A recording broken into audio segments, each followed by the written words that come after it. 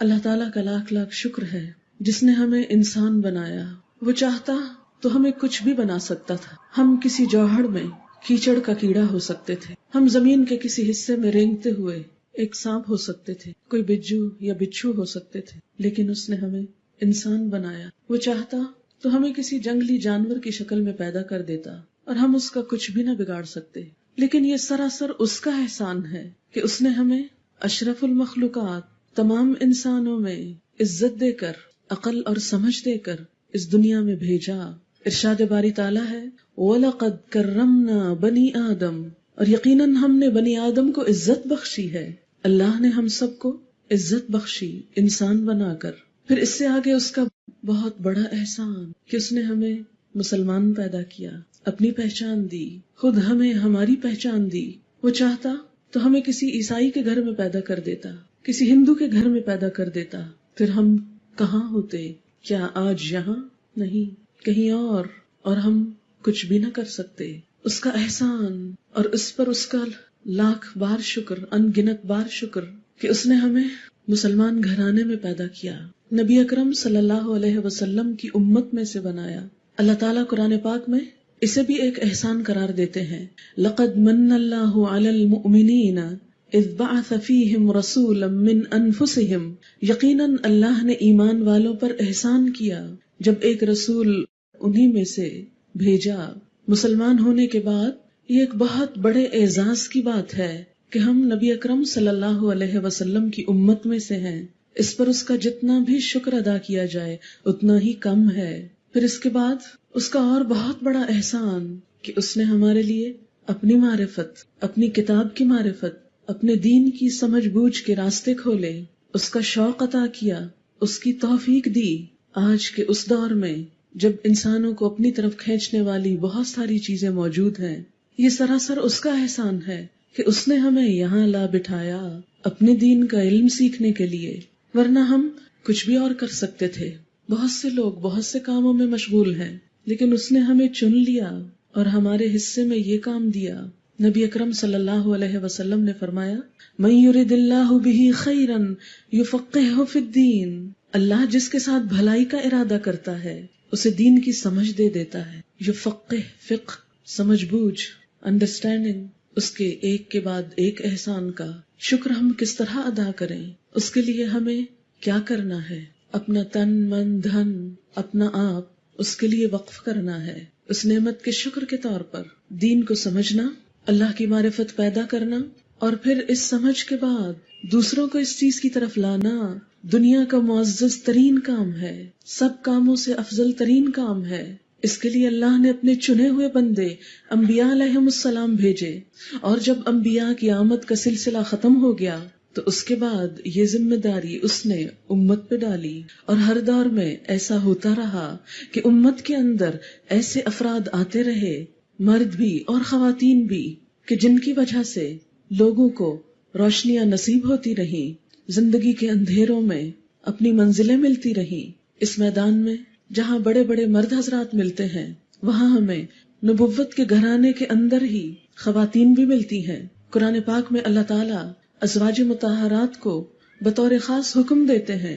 سورۃ الاحزاب کے اندر وَاذْكُرْنَ مَا يُتْلَى فِي بُيُوتِكُنَّ مِنْ آیَاتِ اللَّهِ وَالْحِکْمَةِ، اور پڑھتی رہو. وَاذْكُرْنَ خواتین کے لیے مؤنث کا صیغہ ہے کہ تم بھی یہ کام کرو. ما یتلا، جو پڑھا جا رہا ہے، جو علم کے نور پھوٹ رہے ہیں، فی بیوتکن، تمہارے اپنے گھروں کے اندر، کیونکہ پہلا سورس تو نبوت کا گھرانہ تھا، اور اس میں خاص طور پر کس علم کی طرف توجہ کرو؟ من آیات اللہ، اللہ کی آیات یعنی قرآن حکیم، والحکمہ، اور حکمت یعنی نبی اکرم صلی اللہ علیہ وسلم کی وزڈم، آپ کے فرامین، آپ کے ارشادات، دین کی تفسیر جو آپ نے کی. قرآن کی یہ آیت تمام خواتین کے لیے ایک بہت بڑی روشن دلیل ہے کہ خواتین یہ کام کیوں کریں. ہمارے ہاں عموماً یہ تصور پایا جاتا ہے کہ خواتین تو صرف گھر چلانے کے لیے ہیں. بالکل ٹھیک ہے، گھر کی ذمہ داری انہی کی ہے، لیکن قرآن پاک میں کہیں خواتین کو مخاطب کر کے یہ نہیں کہا کہ خواتین بچے ضرور پیدا کریں اور پھر ضرور ان کی پرورش کریں اور پھر ان کو اس طرح کھلائیں اور پلائیں.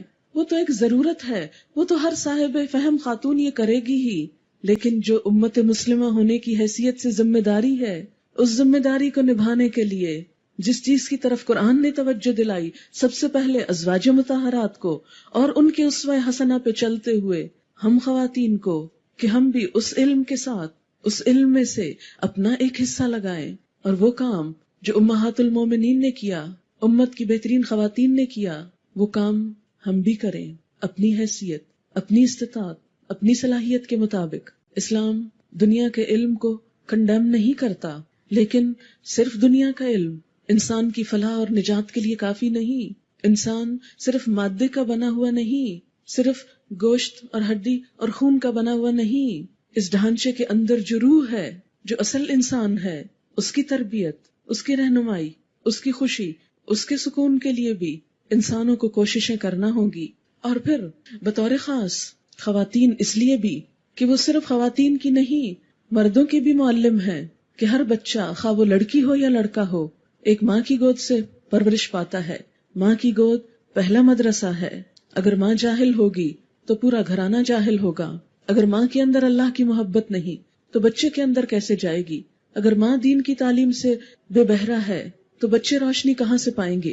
اس لیے کہ اب تو جدید تحقیقات نے بھی ثابت کر دیا، جدید تحقیقات کی بات اس لیے کرتی ہوں کہ فی الحال ہمارا ایمان اس پر زیادہ ہے قرآن اور سنت کی نسبت، اس کی بات زیادہ سمجھ میں آتی ہے کہ 3 سال کی عمر تک بچے کی شخصیت کا 75% مکمل ہو چکا ہوتا ہے، وہ سیکھ چکا ہوتا ہے جو اس نے سیکھنا ہے، باقی 25% تو پھر ساری زندگی سیکھتا رہے گا۔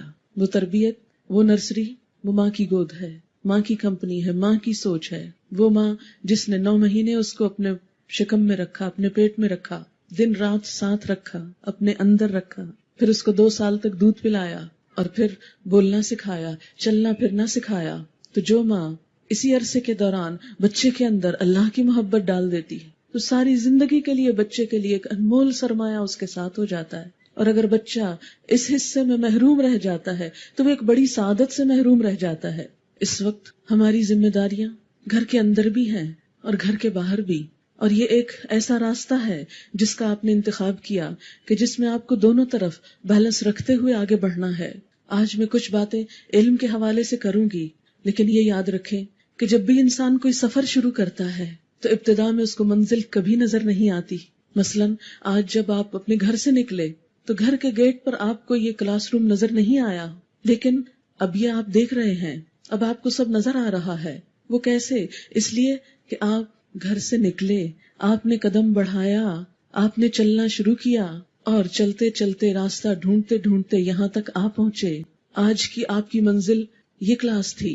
اسی طرح آپ کی ایک اور منزل بھی ہے، اور وہ یہ کہ قرآن اور سنت کا فہم حاصل کرنے کے بعد اسے اپنے گھروں کے اندر اس کے چراغ جلانا، اپنے خاندانوں کے اندر اور پورے معاشرے کے اندر، نہ صرف یہ کہ مسلمانوں کے اندر بلکہ ترستی پیاسی ساری دنیا کے اندر سب کو اپنے رب سے جوڑنا ہے۔ انسان نیت تو بڑی کرے، نہ بھی کر سکے تو جتنی بلند نیت ہوگی اجر بھی اتنا ہی بلند ہوگا۔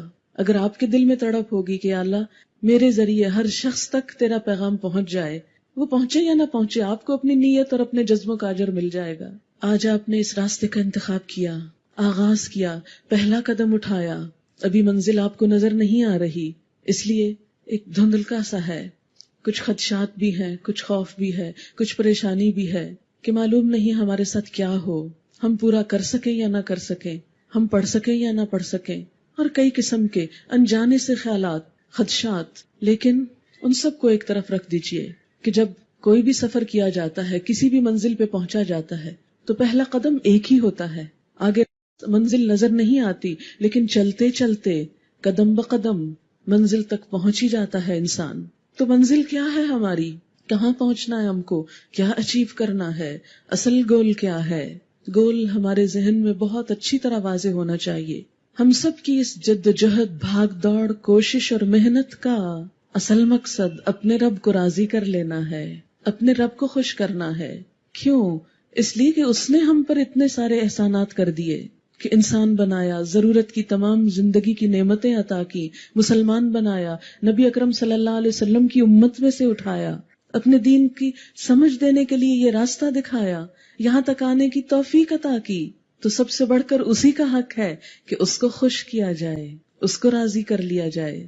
تو ہماری چھوٹی سے لے کر بڑی سے بڑی اور انتہائی بڑی کوشش کا اصل مقصود صرف اللہ کی رضا ہے کہ وہ رب راضی ہو جائے، اور باقی سب تو وسائل ہے، ذریعہ ہے۔ اللہ کو راضی کرنا دنیا کا سب سے خوبصورت کام ہے۔ اس شخص کی خوش قسمتی کا کیا ٹھکانہ جس سے اس کا پروردگار خوش ہو جائے۔ یہ سرٹیفکیٹ صحابہ کرام کو ملا۔ قرآن میں 2 دفعہ کہا گیا رضی اللہ عنہم ورضوا عنہ، اللہ ان سے راضی ہو گیا۔ اعلان ہے قرآن میں، کن سے؟ جنہوں نے محمد رسول اللہ صلی اللہ علیہ وسلم کی پکار پہ لبیک کہا، آپ پر ایمان لائے۔ یہ تعلیم جسے آج ہم سیکھنا شروع کریں گے، اس تعلیم کو سیکھا اور پوری دنیا میں پھیل گئے۔ انہی کی کوششوں کے عوض آج ہم یہاں بیٹھے ہیں۔ رضی اللہ عنہم، اللہ ان سے راضی ہو گیا، اور جواب میں انہیں کیا ملا؟ ورضوا عنہ، وہ اللہ سے راضی ہو گئے۔ جب وہ ہم سے راضی تو جواب میں ہمیں کیا ملے گا؟ یہ سب کچھ کر کے، یعنی اگر ہم نے اپنے رب کو راضی کیا تو اللہ ہم سے راضی ہو جائے گا۔ اگر اللہ راضی ہو گیا تو نتیجہ کیا ہوگا؟ ہمارا دل اطمینان اور خوشی اور سکون اور بے قرار راحت سے بھر جائے گا۔ وہ کیفیات جو اللہ کی کتاب کو حقیقی معنوں میں سمجھ کر، پڑھ کر، سیکھ کر دل کی کیفیات بدلتی ہے، جو خوشی انسان کو نصیب ہوتی ہے، وہ دنیا کی کسی اور چیز میں نہیں، کسی بھی اور چیز میں۔ اور اس کیفیت کا آپ خود مشاہدہ کریں گے۔ وہ خلا جو سب کچھ ہوتے ہوئے ہم سب کی زندگی میں ہے، کہ سب کچھ تو ہے، بچے بھی ہے، شوہر بھی ہے، گھر بھی ہے، کھانے پینے کو بھی سب کچھ ہے، لیکن پھر بھی کچھ کمی ہے، کہیں کچھ کمی ہے۔ وہ کمی یہی ہے کہ ہم دنیا میں آئے، ہم نے سب کچھ لیا، لیکن اپنے رب ہی کا حق ادا نہ کیا۔ تو یہ ایک چھوٹی سی کوشش، ایک چھوٹا سا اٹھا ہوا قدم کس ڈائریکشن پہ اٹھنا ہے؟ اللہ کی رضا کے لیے۔ اور جب انسان کے دل میں اللہ کی محبت پیدا ہوتی ہے، اس کو راضی کرنے کا جذبہ پیدا ہوتا ہے، تو پھر بڑی سے بڑی قربانی بہت چھوٹی لگتی ہے، بہت چھوٹی، کچھ بھی نہیں۔ اللہ تعالیٰ آپ کے تو اتنے احسانات، میں کیا کر رہی ہوں؟ میں تو کچھ بھی نہیں کر رہی، یہ تو کوئی چیز نہیں۔ لیکن جب انسان اللہ کو راضی نہیں کرتا، اس کے مقاصد کچھ اور ہوتے ہیں، کوئی بھی اور چیز پانا، تو پھر انسان چھوٹے چھوٹے کام کر کے احسان جتاتا رہتا ہے۔ اگر واقعی ہمارا مقصد اللہ کی رضا ہو گئی تو آپ دیکھیں گے نہ آپ کو بھوک پیاس ستائے گی، نہ آپ کو تھکاوٹ ہوگی، نہ آپ کو غم ہوگا، نہ فکر ہوگی، بس ایک ہی جنون ہوگا کہ وہ ذات راضی ہو جائے۔ شاید میری یہ باتیں آج آپ کو بہت بے معنی سی لگ رہی ہوں کہ یہ کیا بول رہی ہے، لیکن یہ سب کچھ میں اپنے تجربے سے بول رہی ہوں۔ جو کچھ مجھے ملا ہے، میں چاہتی ہوں آپ میں سے ہر ایک کو مل جائے، اور وہ اسی راستے سے ملتا ہے۔ اس راستے پہ چلتے ہوئے کبھی پاؤں بھی زخمی ہو سکتے ہیں، کبھی گر بھی سکتا ہے انسان، کبھی زخمی بھی ہو سکتا، کچھ بھی ہو سکتا ہے، لیکن اگر دل میں ارادہ پکا ہے، ڈٹرمنیشن ہے، پختگی ہے، تو سب کچھ آسان ہو جائے گا، کیونکہ یہ اللہ کا وعدہ ہے۔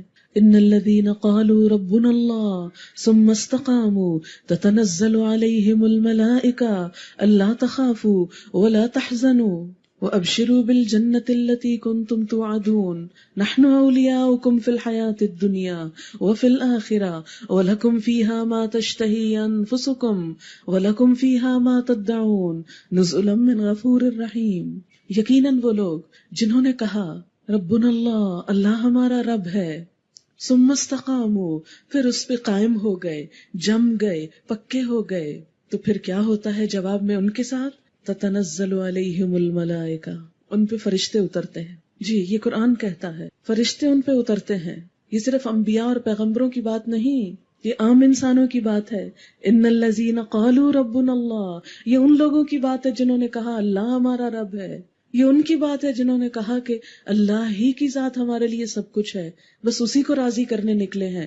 ثم استقاموا، پھر واپس نہیں پلٹ گئے، پھر ہمت نہیں ہار گئے، جم گئے، پھر اللہ کی مدد آئے گی۔ تتنزل علیہم الملائکہ، اور وہ آ کر آپ کو تسلیاں دیں گے۔ اللہ تخافوا، مت خوف کرو، مت ڈرو، ولا تحزنوا، مت غم کرو، کسی آنے والی مشکل کا خوف نہ کرو اور کسی جانے والی چیز کا غم نہ کرو، کیونکہ جب آپ آئیں گے اور دن کے 5-6 گھنٹے یہاں گزاریں گے تو بہت کچھ چھوٹے گا آپ سے، بہت سی چیزیں چھوٹ جائیں گی، لیکن اگر آپ کمپیئر کریں گے تو انشاءاللہ وہ چھوٹے گا جو آپ کے لیے زیادہ ضروری نہیں تھا، اور وہ ملے گا جو زیادہ ضروری تھا۔ وہ چھوٹے گا جس کے بغیر گزارا ہو سکتا تھا، وہ ملے گا جس کے بغیر گزارا ہو نہیں سکتا، کام چل نہیں سکتا۔ غیر ضروری چیزیں چھوٹ جائیں گی اور ضروری چیزیں زندگی کا حصہ بن جائیں گی. اللہ تخافوا ولا تحزنوا، مت خوف کھاؤ، نہیں ڈرو، قدم آگے بڑھاؤ، ہمت کرو اور غم بھی نہ کرو. وابشروا، اور خوشخبری، گڈ نیوز، کیا؟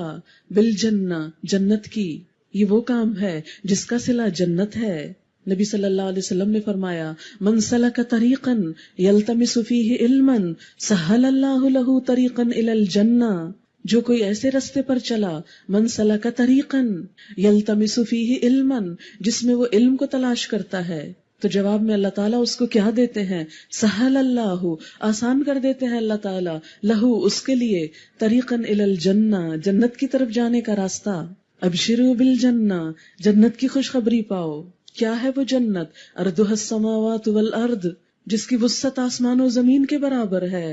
یہ دنیا کے چھوٹے چھوٹے گھروں پہ ہم ریجھ گئے، انہی کو اپنی منزل اور مقصد بنا لیا، انہی کو سبھی کچھ سمجھ لیا. نہیں، ہماری منزلیں یہ نہیں. ہمیں اس پہ مطمئن ہو کے نہیں بیٹھ جانا. ہماری منزلیں تو بہت بلند ہیں، بہت اوپر ہیں.